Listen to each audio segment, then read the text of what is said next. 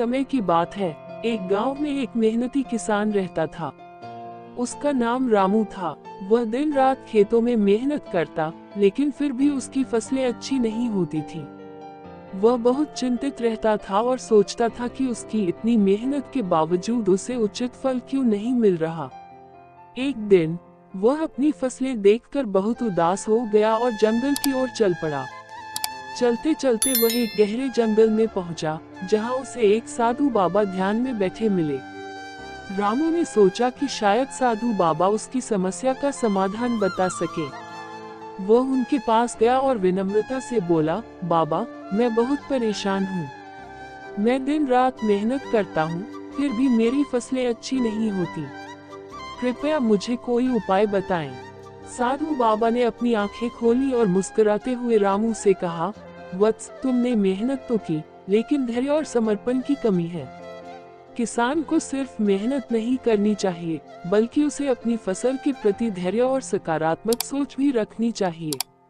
जब तक तुम अपने मन में नकारात्मक विचार रखोगे, तब तक तुम्हारी मेहनत का फल भी नकारात्मक ही रहेगा।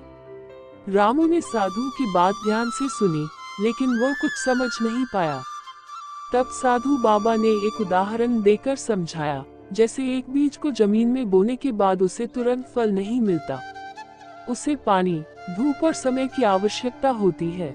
उसी प्रकार तुम्हारी मेहनत भी समय के साथ फल देगी, बस तुम धैर्य रखो और अपने काम में समर्पित रहो। रामू को साधु बाबा की बात समझ में आ गई। वह घर लौटा और पूरी निष्ठा के साथ फिर से अपने खेतों में काम करने लगा। इस बार उसने अपने मन से सारी नकारात्मकता को निकाल दिया और साधु की सलाह के अनुसार धैर्य रखा। कुछ ही महीनों में उसकी फसल लहलहाने लगी और उसे अच्छा मुनाफा हुआ।